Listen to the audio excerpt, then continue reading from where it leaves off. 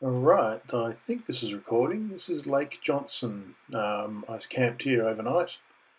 There are a couple of stops before this from Norseman. There's the gem fields, a rock and a lookout.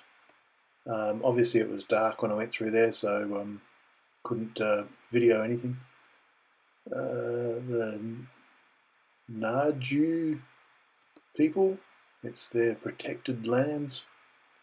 Don't know why anyone wanted to protect a salt lake, but anyway, this is a camping area. You can see the toilet block down there, the little green box. I stopped at this little sign on the way out. It just talks about the tree hollows and the animals that live in the hollows of the trees. Just here on the left. And that's also the road down into the picnic area and camping ground. Anyway, that is number 10 on the list of the Hyden to Norseman Heritage Trail, I think they call it. The next one down the road is a rock, so Mcdermid rock or something, but yeah, we'll get down that and see what we can find for you. And off to site 9, which is the rock that I wanted to stay at last night. Actually wasn't much further down the road, but Mcdermid rock. Go in, show you around. I won't walk the rock. There is a trail around, sort of up and over and around the rock.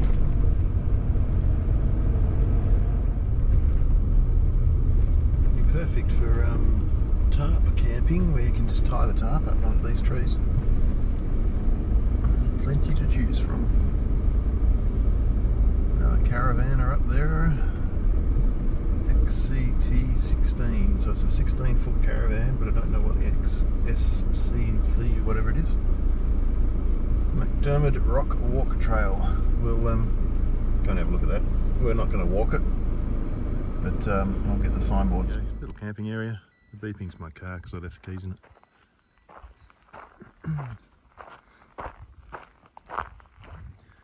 I'm not going to do this walk. I can't remember how far it was. It wasn't too far, but anyway, you'll have to pause it and have a zoom in and read. 16 million hectares, about the size of England, and it's all the Great Western Woodlands. Oops, there you go. The walk trail here. There you go.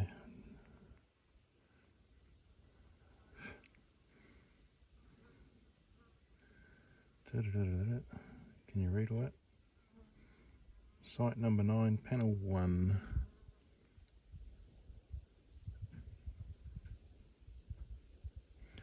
"18 sites as shown on the map." There you go. It's just over a kilometre long to walk around it, and you go up over the summit, up over the hill here.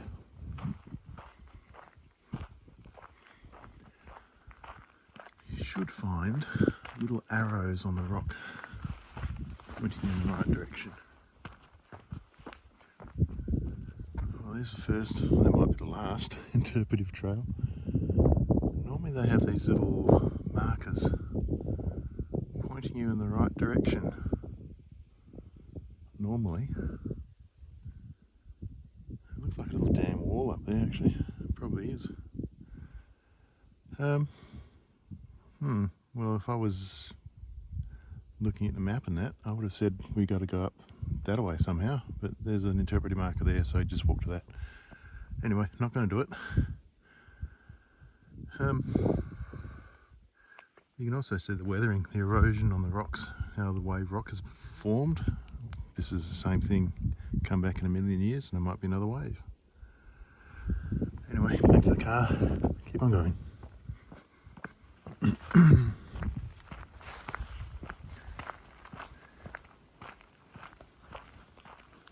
Lots of flies too. Won't go and bother him.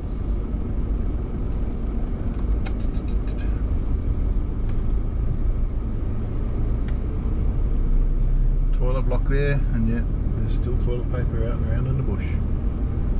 just don't understand. And that's probably why there were so many flies just over there.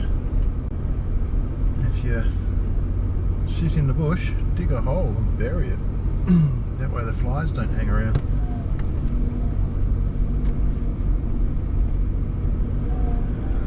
Alright, that's site number 9. It didn't come up with a site name. I'll actually have to reverse up to get to there. But this is Emily Ann on the Granite and Woodlands Discovery Trail. There's a big sign up over there, so I'll go and have a look. Little sign here. Nickel and Eucalyptus Gorge. George. Yeah.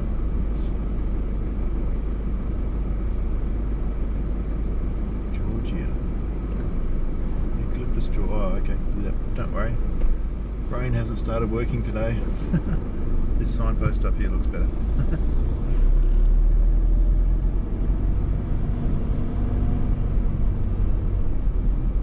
Maybe it's not. It's more like advertising than anything else, but we'll have a look. In the middle of the bush. The bit of information about the mine site, Emily Mine. Where do I start?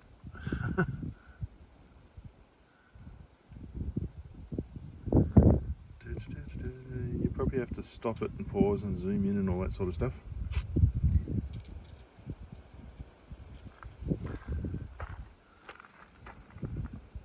Oh, it won a winner category 2 of the Environmental Awards of 2003.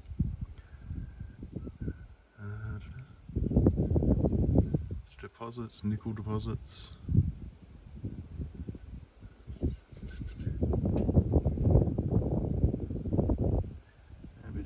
Down the bottom.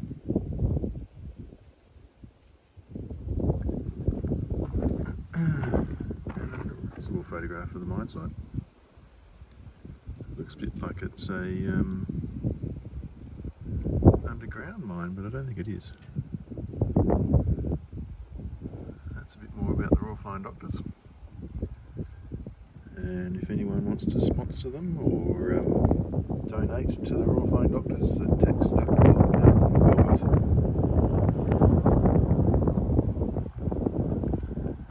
Alright, I think you've seen everything on that board.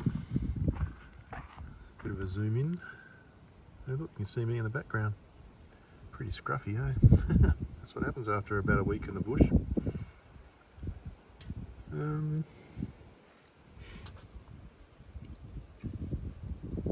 Oh, it is an underground mine. There you go.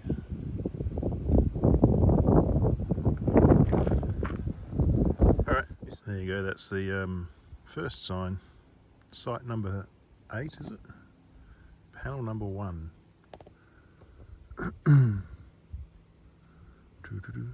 Talks about the trees and the significance of the special priority species and the fact that they grow in this mineral-rich soil, which also happens to have like nickel and gold mines in the area as well.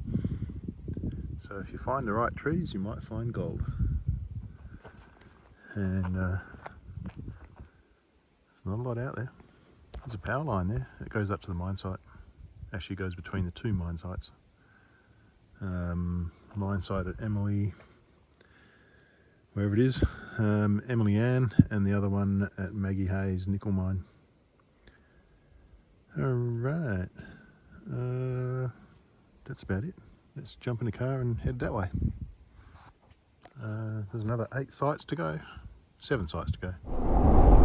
Interesting change in the vegetation that we're driving through now. It's sort of gone down to the low scrubby stuff instead of the nice big tall trees, because the minerals in the ground are less out here. And this is in the western woodlands.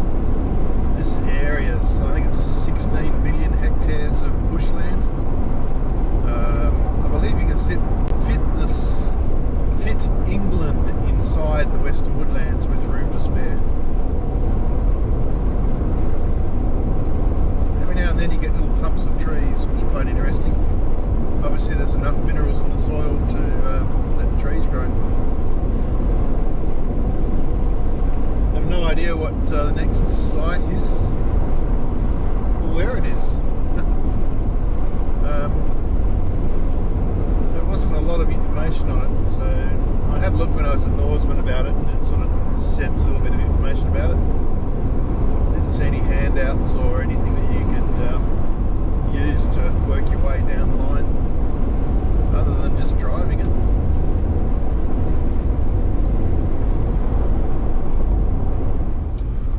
Goes around with the drone, some more information signs just here. Oh, look at that. Great Western Woodlands. Welcome to the breakaways, and there's a walk trail. Site number 7 we're at.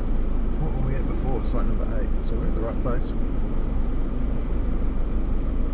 I reckon I should drive around it.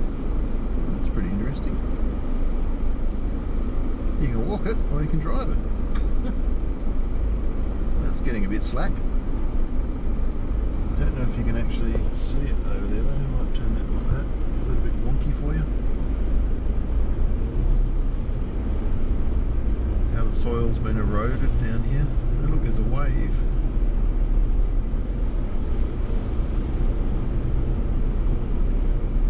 We'll get the drone out. It's quite a big breakaway actually. There's a toilet.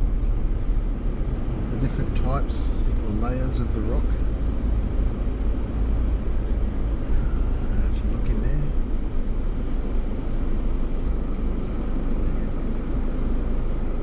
And the big chunks that have just sort of fallen off the top. The crust on the top is harder than the stuff underneath. So the big chunks just in front of us were on the surface, and everything underneath just weathered away.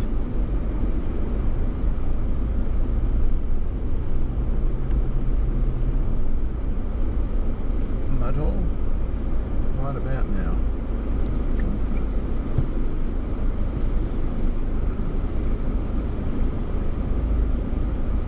Looks like little streams come down there and cut its way through.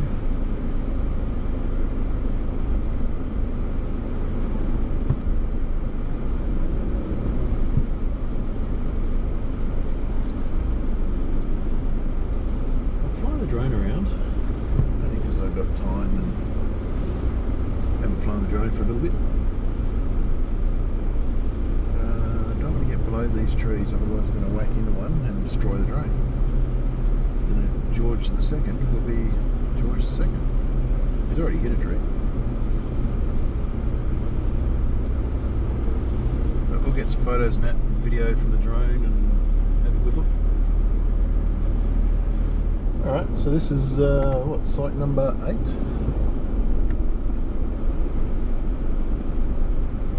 The breakaways and the potholes.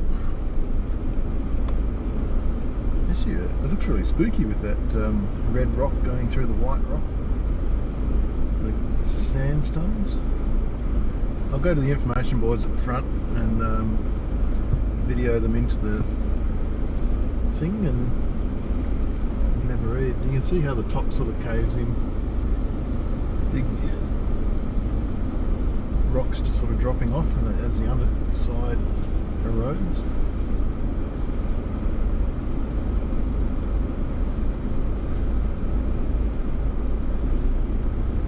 A couple of people there. I'm sure that fence was put up to keep people out of that area, but it's fallen down, so people just walk through there anyhow.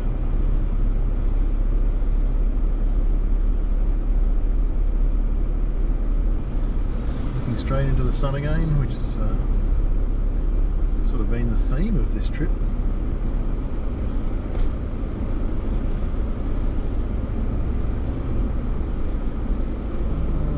Don't know that you'll see much out that side anyhow.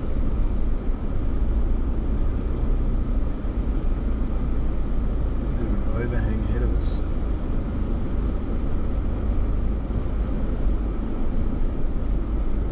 Big chunk of rock just fallen off, and it's all undermined as it's just eroded away.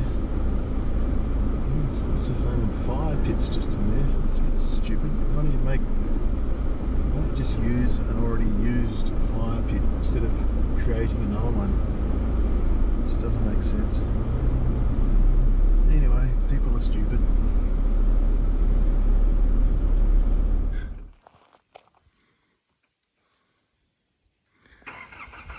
Yeah, just waiting for this car to go. There you go, birds of the breakaway. Well, the only thing flying around me at the moment is flies. Bit to read. You'll have to stop and pause it and all that sort of stuff. Another panel. How the breakaways break away.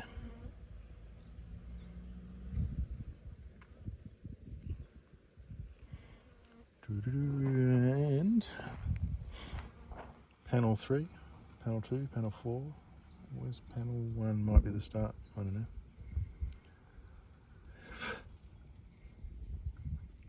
Yeah, these trees, you can see the bark just peeling off, hanging off the trees, and then it falls down onto the ground.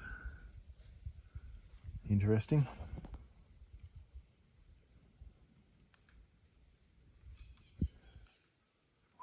Another form of eucalypt, or if you don't know the name of the eucalypts and all that sort of stuff, just call them gum trees.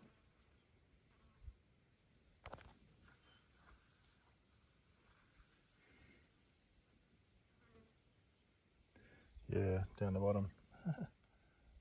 Other wood and eucalyptus strip, salmon gums, merit, several gimlet species, mahogany, goldfields, white gum. There's all sorts of different types of eucalypts, and without looking at them and looking at my book and saying, okay, well, I know that tree and this tree and all that sort of stuff, I just call them gum trees. There are some really nice ones. Wouldn't mind having some in my front yard, but they do drop branches. All right, let's get going. Open bushland everywhere. Certainly had a fire through here. You can see everything's burnt out and started to regrow again. That was the breakaways. Next stop, I have no idea. And that was site number 7, so I've got 6 sites to go. There is another site coming up. What's this one called? There's nothing much around. Gravillia Hill.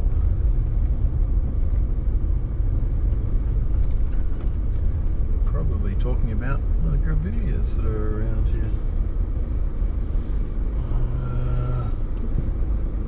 That's it. There's nothing there except a little pullover bay and a picnic table. No walk trails, no nothing. No. Very strange, but anyway.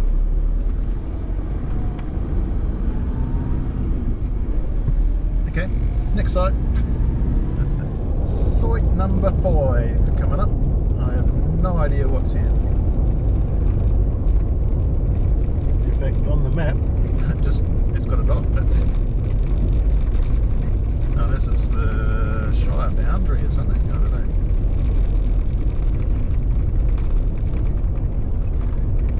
What have we got? Oh, it's a picnic area. Shire boundary.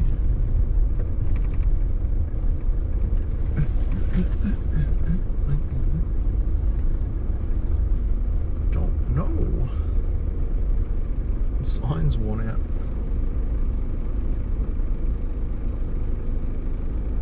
Welcome to the Shire of Dundas. Welcome to the Shire of Cundinnon.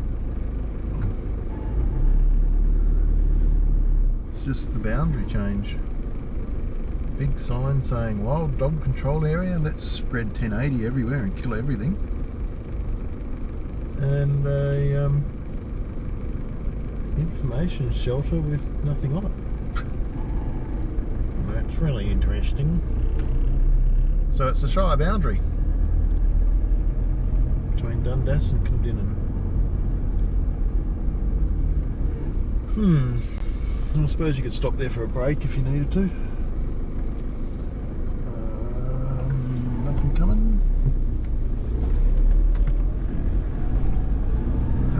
think that was. Let's see what site number 4 has to offer. Just doing a UE because I saw a information sign down here on a shed, but there's no road signs. Great Western Woodlands on that side there.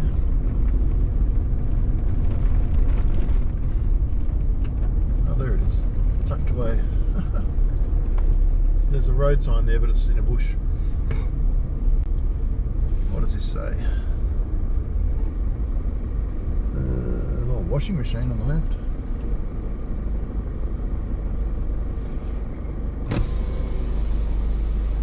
I'm being exceptionally lazy on this one. I'm actually still in the car and it's running. See the flies whizzing past? There you go. Talking about the land grants and plots. And there's still a shed there. Oops, go back. I think it must be like a works depot or something where they've put the road base and that and have something to stay in. Anyway, I don't know what number this is. I think this is like 4 or something. The sign is out on the road, but it's hidden in the bush, so I didn't see it until I saw this little mark. Read that sign. 20 k's east of here. Rich timbered country. Didn't see it, but anyway, there's a sign there in that bush. Yeah, a bit strange. Could cut the bush down so you can see the sign, move the sign. That was site number 4, so I've got 3 to go. We're back on a bitumen. I don't know for how long. I think this actually goes, might actually go into Hyden. Anyway, well, coming up to the crossover for the track, Holland track is coming up, so there might be a sign there. The Holland track is a track that they took from Albany up into the goldfields of Coolgardie many years ago when they got off the ship seeking their fortunes in gold. They got off the ship in Albany, bought their supplies and that, and started walking from Albany to Coolgardie to go into the goldfields, and the route they took was the Holland track. For a number of years it was overgrown and sort of forgotten about, and then I believe a 4-wheel drive group actually reopened the track. We'll see, we're 2 k's away. There's another big sign coming up. It's actually just before this corner, you can see the distance where the Holland track crosses over. So those people that drive the Holland track from Hyden to Cargool, they're only doing a small section of it. If you want to do the entire track, you've actually got to start at Albany, go up through the Stirling Ranges, out to Broome Hill, and then up through to here, and then continue out to our right, out through all that, up to Coolgardie. And it would be a very good drive. I haven't actually done it. I should do it one day. Well, 1 week. Do it from Albany all the way through. I reckon it'll be good. You can still find things out in the bush here. They're finding stuff all the time. Not just old bottles and things like that, but like old wheelbarrows, because they used to put all their supplies and that on a wheelbarrow and push a wheelbarrow or drag a wheelbarrow behind them. So you're finding old wheelbarrows. It'd be interesting to find old grave sites and things like that, I guess. But there's all sorts of stuff out through the forest out to our right.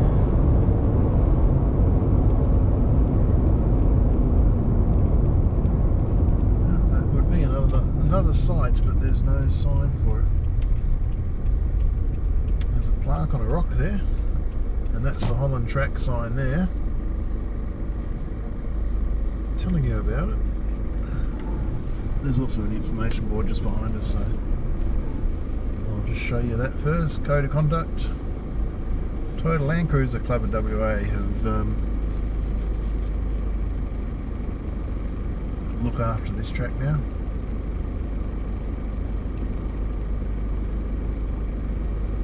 And there's some of the campsites and things, places that they go through on that sign on the left. But there's no distances. And if you're looking for the Holland track sign, it's an HT. Just down here, there's an information panel, so I'll grab that. And what site would this be? Number 3. So there must be 2 more sites to go. But yes, that track, they reopened it years ago. Not years and years ago, but a little while ago. In fact, this one tells you about the wheelbarrows. It's a photograph of the wheelbarrow. Oops. Anyway, I'll get a video clip for this so that you can have a read. There you go. I'll let you zoom in and freeze it and have a read. One of the old wheelbarrows down there. They did use camels and horseback and bullock carts and all sorts of stuff to get up there. Just depended on how much money they had. I guess if you're very poor, hoping to strike it rich, you'd get one of those little wheelbarrows down at Albany and work your way up through Broome Hill and out to the goldfields and hope to strike it rich. Below that next crease where it starts pivoting back towards like the bottom funnel. Oh yeah, that's on the first side you're talking about. Yeah. And the seed is just around that silicon bead going around. Yeah, you'll run out of fertiliser first, I think. You can see the fine mesh there, which was it's like chicken wire that they use to keep the rabbits out. And obviously fill up the spreader again or whatever, and yeah, I'll come out then or what. Try and look for cars going that way. Can't see I see anyone. there's some guys that must be Shire blokes going past with the crater somewhere. Now it's more of a dog-proof fence. See what they're up to and what we're. They still maintain that fence for trying to keep the dingoes and dogs out, wild dogs out of the farmlands ahead of us. So what site number was that? I can't remember. That'd be number 2. One more to go, which is probably one of the rocks. Flies, bugger off flies.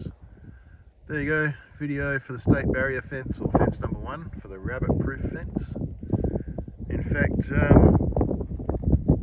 if you really want to, have a look at the movie The Rabbit-Proof Fence.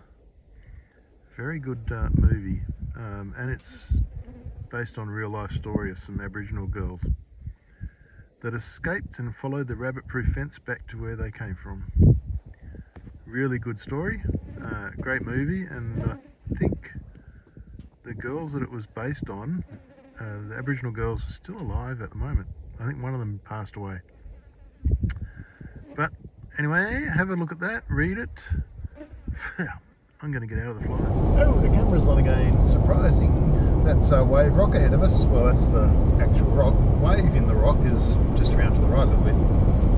And I think that is probably where number 1 site is.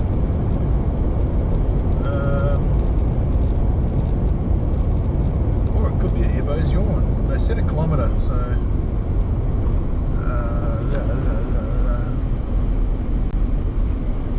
that was the track into Wave Rock.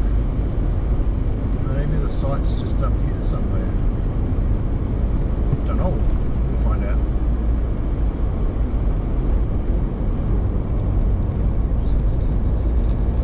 Site number 1. Looking for a sign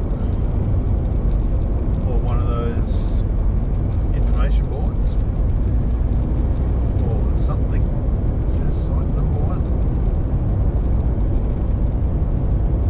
I think it might actually be at the wave, but I'm not sure.